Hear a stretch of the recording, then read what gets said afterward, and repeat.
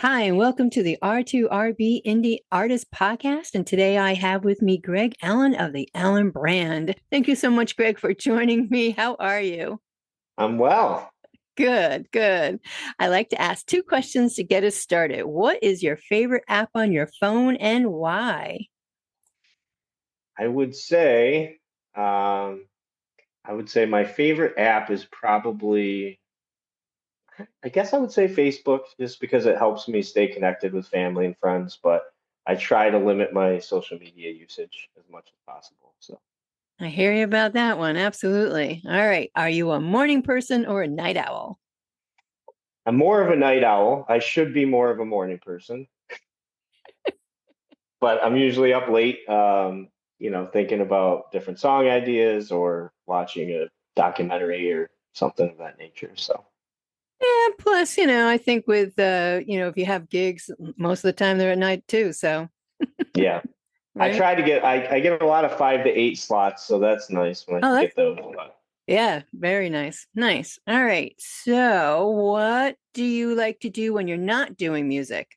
so when I'm not doing music, I like to travel. I like to read.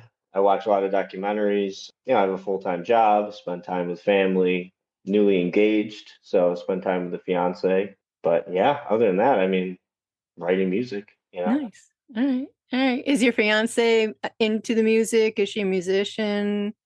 She's not a musician, but she is learning to play a little bit of guitar, which has been fun. Are you teaching her? And yeah, she asked me to show her a few things, so I've Cool. done that. But yeah, I mean, she loves music, but she's just never really been into playing it. So Okay. Oh, fun. All right. But your parents were musicians, are musicians. yeah, yeah. So my father had passed away in '04, but he played with my mother for decades. I mean, that's how they met. Was kind of out on the music scene locally. And my mom's been singing as a vocalist for various different bands for decades.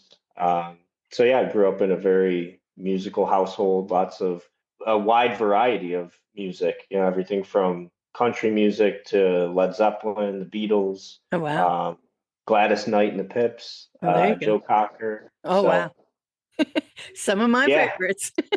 yeah, some really good stuff. Loggins and Messina, Oh, the my list goes God. on and on. Well, yeah. Oh, Um, my God.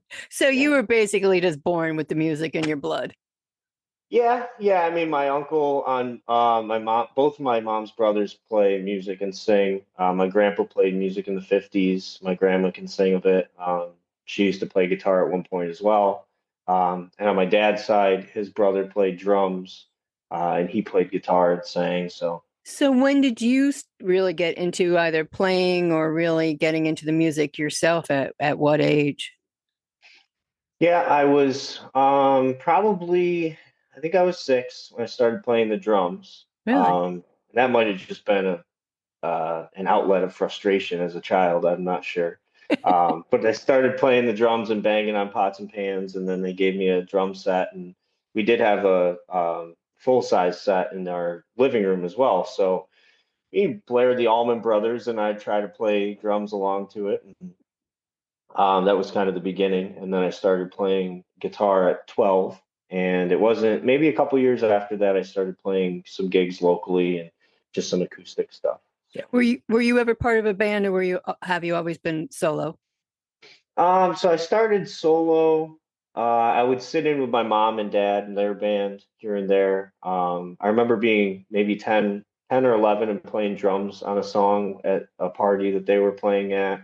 But I had a trio when I was probably, I want to say 15 or 16. I had a keyboard player and a bassist and some other people that I tried to get to sit in. But yeah, I think I just kind of lacked structure with what I was trying to do. I didn't really have much of a carved out vision, so I think it kind of just fell by the wayside. And it just became you. Yeah, All right. Well, it's working, so right? yeah, If it's not broken, you don't have to fix it. What's your true. goal to your fans as a musician and songwriter? Yeah, I mean, and it's funny because I was thinking more about this. I think the cliche answer is, I hope that it reaches someone or someone's touched by it. But I guess, with my struggles and the things I've been through, I think that that is my answer. I hope that somebody listens to it. And I mean, I think the beauty of music is that when we hear it, it can move us in a way where certain things can't in life. I mean, you hear a song and it can bring you back to a time and a place, or if it's a brand new song you've never heard before, you can listen to it and think, I know exactly what that feels like. I can almost, taste the roses, or, whatever it is, whatever the Right. song's about. It can just give you this very strong sensation and feeling and emotion behind it. So that's the biggest thing that I try to do. I mean, that being said, I feel like I've written a lot of songs that, I think I've written a lot of songs just like Hotel California, where they're kind of junk sculpture, as they say, where they don't really mean anything and you're But putting it together. yeah. Wow. Yeah, that's I So. like that. Absolutely. You wrote this about your song Mixed Up. I hope listeners will enjoy these lyrics and songs and continue to face their fears and struggles as I have done and still do. Sometimes we all feel a little mixed up, and you have had some darkness in your life. Can you tell us about that time and your journey back from it? So yeah, I mean, I guess I could say I started drinking at a very young age, along with the music. And, I really sought out to escape, and I did. I had lots of hitchhiking, lots of trouble I got myself into. So I guess mixed up is a very vague or maybe ambiguous way to describe, feelings of depression or having your priorities mixed up, and Right. the things that you want to value, maybe they fall to the bottom of your priority list. And, I know it was certainly the case for me, where I valued my own feelings and my own escape above everything else, which makes for a lot of emptiness, and it was a pretty hollow life that I was leading. Right. So, when I got help I got help for, my drinking and whatnot, through people sharing their experience with me and people relating and kind of offering a way out. And so then, about 2017 or so, I want to say, I started to write about that stuff. And that's where Mixed Up came from, was, these questions we ask ourselves, like, where are we going in life? What's our purpose in life? Do we feel fulfilled? Are we happy? Are we misleading ourselves, or kind of where's our true north in Right. all of this? So that's what the song was inspired by. I hope people relate to that and they think, man, I've felt that way before, and Right. I've pondered these things, and Yeah. there's light at the end of the tunnel. So. Absolutely. And I think sometimes when we're young, we don't necessarily have the words to put towards our feelings either. And I think sometimes when you can have music and you can relate to the music, the lyrics, and what you're feeling, definitely can help somebody else in the same situation. Because when we're young, we're pretty stupid sometimes too. You know, Yeah. just kind of goes together.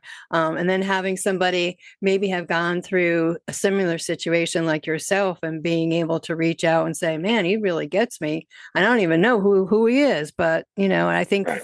for that's what I get from your music for other people as well. And you took hitchhiking to an extreme from New York down to Florida. You were in a very dark place at that time, as we have talked before. Yeah. And so when you land up where you landed, and if I don't know if you want to share this part or not. When you landed in Florida and you've been around hitchhiking, I know you were with a buddy, and the day that you had your accident, and you've come back from it. Can you kind of tell us a little bit about that, and what were you able to grasp onto to get back to where you are today? Yeah.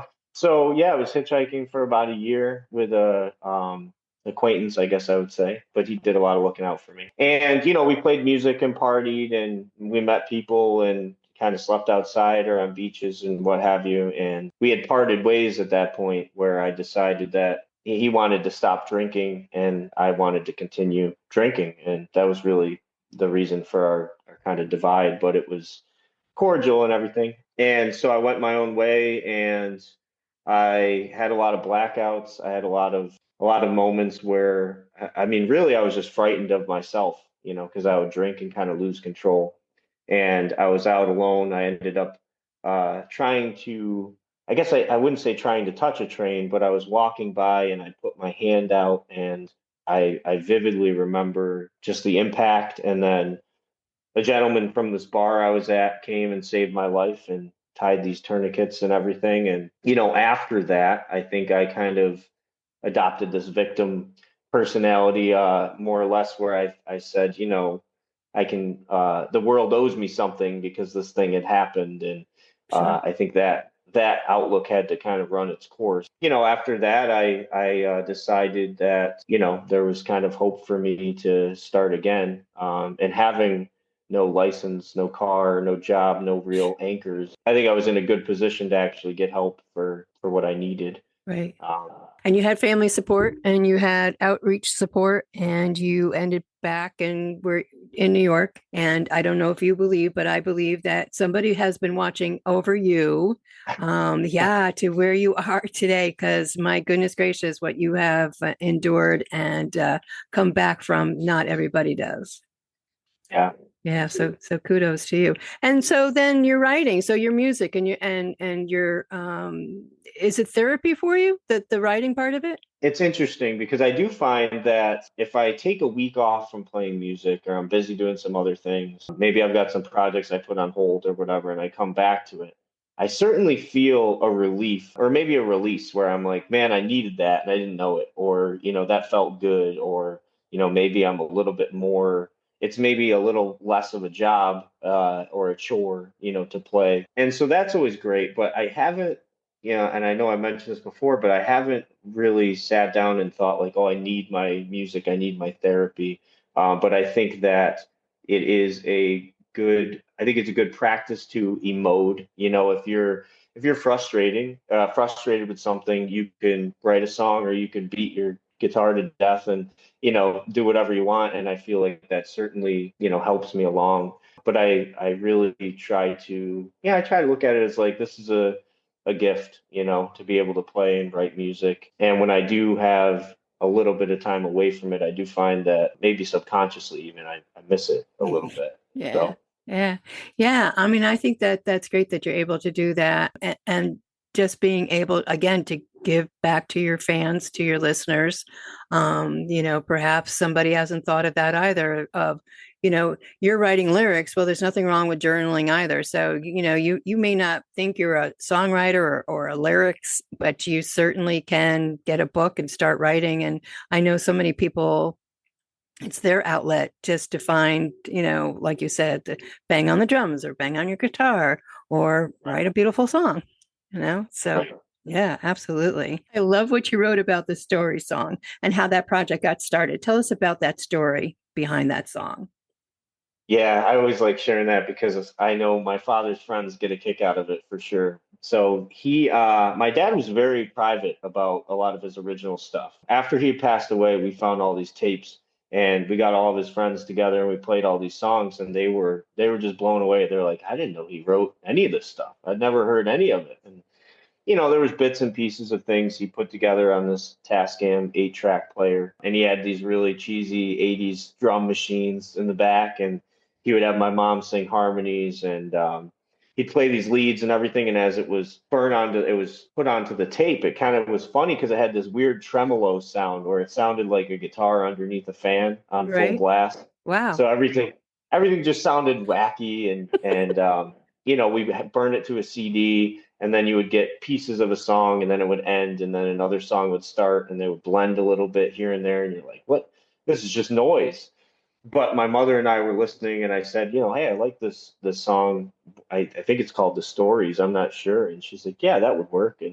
And I asked her to kind of decipher what some of the lyrics were because I didn't want to have them wrong. So she helped me with that, and she sang some backup harmony, and I decided to put on my own style of solo, something that I feel like my father would appreciate. My mom, I remember it was funny. We had a nice moment putting that together where she was like, he would love doing this. He would love just jamming and producing this, and he would love your ideas and your input, and so it was a special moment. And I laid down the bass track, and I had a friend who's in one of the music projects I'm a part of. He put down the drum tracks. Yeah, and we put the whole thing together. So I'm really proud of how that came out, and What? hopefully, yeah, I drag my mom into some more stuff. So What an amazing story. I mean, that is something that one you're going to remember and treasure and have that track, that you have from your dad and now with your mom and yourself. Like, oh my God. Do you use any AI? Did you use any AI to put it together? To put to or even extract anything? Or were you able just to do No, that on your own? no. So I learned the song by ear, but I listened to the CD. I learned it by ear, and I printed out the lyrics. I wrote them down on my phone, printed them out, and then I kind of started with yeah, I started with the rhythm track to a drum loop. Took the drum loop out, put down the bass track, sent it to the drummer, and then I added another guitar arrangement, and I added the solo. And no AI. That's So so cool. Wow. yeah, Yeah. Oh my gosh. That is fantastic. Absolutely love that story. Who has influenced your musical career the most? it's very interesting. I mean, I would have to say my father, of course, but if we're talking about artists, I would say there's so many, but I mean, I was raised on blues, rock, that kind of stuff. So I definitely hear a lot of like Led Zeppelin, Pearl Jam, Incubus, Dave Matthews, kind of all tangled in there somewhere. Lots of like '90s influence, and my song structure, the whole kind of yin and yang, is something that I kind of fell into, and that was deeply inspired by Dave Matthews, where you have this verse where it's doom and gloom and very dark but beautiful, almost like classical music, and then you get to the chorus and it's like the sun is out and there's these beautiful harmonies and Ah, everything's very melodic, and then there okay. might be some weird bridge in there that doesn't make any sense, and then it comes back to the dark part and then just finishes with the happy song structure. So I've tried to control myself when it comes to song structure and say, why don't I just write a song with no bridges and no choruses? Okay. Why don't I just kind of shake it up? So I've done all of that, but yeah, I mean that's Wow. certainly embedded in a lot of the stuff I write. Oh my gosh. Wow. I like that. So what's been the highlight of your career so far? Highlight of my career. I mean, I would say being able to play music for the right reason, in a general sense has been great. Being able to produce my own music to the quality that I've been able to do is something that I kind of always dreamt of. As a kid, I was like, I want to figure it out myself. I want to produce it. I want to, mix it and master it all myself. So being able to do that and work with other folks and have them do it. My stepdad sat in on my last album and he played pedal steel on a song, which Oh was wow. really beautiful. So, being able to offer something instead of, I have always been solo more or less, but being able to take a back seat or maybe take a side step or whatever and be a part of different projects, I think that has been really great. How about collaborating? Have you collaborated with anybody? Thinking of collaborating with anybody? I mean, I haven't like met anyone on the internet and really collaborated. I think there's maybe a few people that said they would be willing to do that, but as far as what that would look like, I'm just not sure. But I'd be open to it. Yeah. Yeah, I mean, even though I produce everything myself, I'm sure there's brilliant producers out there. I'm sure that would put something together. Oh my gosh. The collaborations, it seems to be a thing or a theme going on with the indie community. And yeah, I could see you collaborating with a few of the ones that come to my mind. I'll have to share that with you later. Sure. Yeah, Yeah. absolutely. I mean, I would love to just play leads over something or just have a solo track somewhere. Yeah, I'd be open to that. Yeah. Going back one step though. So you do everything. You do your recording, your mastering and distribution, posting on social. Does that part of the business, do you like that part of the business, or do you wish you had somebody to help you with that? So, I mean, I kind of like the recording process. It's certainly torturous. I mean, there's been many times I've listened to my songs over and over and over again, and I thought, I hope I never play this again or hear this ever again. And then the next day, I think, man, that's a great song. Let me check this or whatever. So, I like the tedious process of, mixing and doing everything myself. I mean, I'd be open to having help. I would say the least favorite would be, posting on social media and all that Marketing. because I feel like the marketing aspect is I'm just a small fish. I'm a minnow, in the world of sharks and larger fish. And and I've always, I mean, I'll put stuff on there, I'll put videos on there, put original stuff, and it seems like I have gained some traction over the last like year and a half or so, putting a little bit more effort into it. But I just as soon think, I don't know if anyone's interested in this. I'm just writing music and putting it out. If somebody likes it and shares it, that's great. I think my outlook on that is kind of fluctuated at times, but Yeah, it's a lot. I mean, that's a full-time job in itself with the social media. It's crazy out there. But yeah, you just said something though, you're staying true to yourself and, doing the music and writing the lyrics with it for, it comes from you.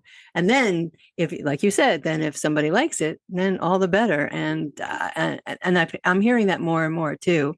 The indie artists, even going back to, the social media and doing your own recording and mastering and distribution. You all have this one part of you, when you have that passion, that you want to do it yourself because you want to make sure it's the best that you can do. And somebody else doesn't always have that same feel about your music when they come in on it. So yeah, I see that. And I understand that. And that's part of being an indie artist, right? yeah. You know, Yeah, I mean, I think the biggest thing that with the marketing and social media, I think the biggest thing that I see with other artists is that everyone has some kind of shtick. They have some kind of thing. This is this guy and this is his thing, and I don't have that. I'm just me. I'm just a guy who's been through some stuff writing music. I feel sometimes there's pressure to maybe be something different, and yeah, my response to that is, you know, I'd rather just not be on social media. right. That's that's Yeah, what people no. are doing. Yeah, So I think yeah, that's where I get into that area of like, yeah. I'm not gonna, jump into that. No, and I've seen that. I've seen that as well out there with indie artists. But yeah, definitely stay true to yourself. That is, I feel, the best way to go. And you're proof of that. Having gone through what you did with your accident, if somebody was struggling or in a dark place, what advice or encouragement would you give them? I would say, be honest with yourself. Ask for help, and find hope. I mean, there's hope in the world. I think it's very difficult. A lot of times people kind of use the litany test of, well, it could be worse. And I don't know how helpful that is. I think connecting with people, really just kind of surrendering to your situation, I think that's where you find peace. Right, If you're caught in the life's unfair and why did this happen to me, and that kind of mentality, there's nothing good that comes from that. If you're looking at things and saying, hey, this happened, this is a fact, I'm still going to live and do my best and put my best foot forward in whatever I do. I think that's really the mentality that leads to happiness. Because I mean, when this happened, it was my own fault. I had lost both of my legs. I was put in a wheelchair. I went to the hospital for 2 weeks. I was in physical therapy for 2 weeks, and then I was kind of just booted out and sent home. I didn't think that, I kind of just felt like I was just going to drink myself to death anyway, so it didn't really matter. But that, where the turning point was, I mean, it was a collection of experiences, but it was derived from other people and, watching them live life and knowing that they felt at one point the way that I felt, because it was more inside than it was external. It right, was about kind of where I was at with my spirit. right. So. Whatever worked for you definitely worked and got you back to where you are today. So good for you. What's up for 2025? What's going to go on with the Allen brand this year? Yeah, it's exciting. So I'm working on a single, and I will probably release that in within the next month or so. I'm kind of taking a more laid back approach because I know last time we talked, I said I don't even know if I'll release anything. Right. Um, but I think taking more of a laid back approach is good for me. I've released a ton of music recently. I think Yeah. kind of cycling that into my set list, kind of the goal moving forward. So I have an original set that's coming up on the at the end of March, and that's just a 1 hour set of original music, and it's Oh, kind of a cool. showcase.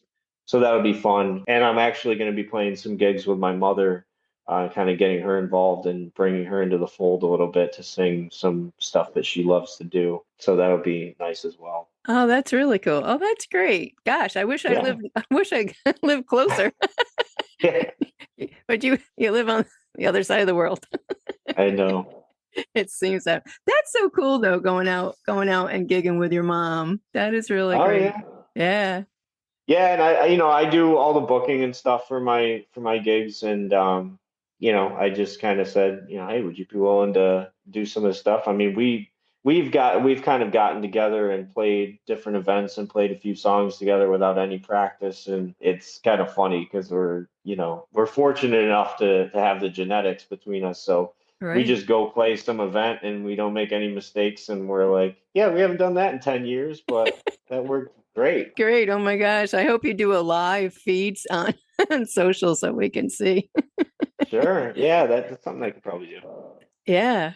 Yeah, there you go. So you do all your own bookings. Are you pretty well booked up for the next couple months? Yeah, I want to say 3 to 4 gigs just about every month, probably for the next 3 or 4 months or so.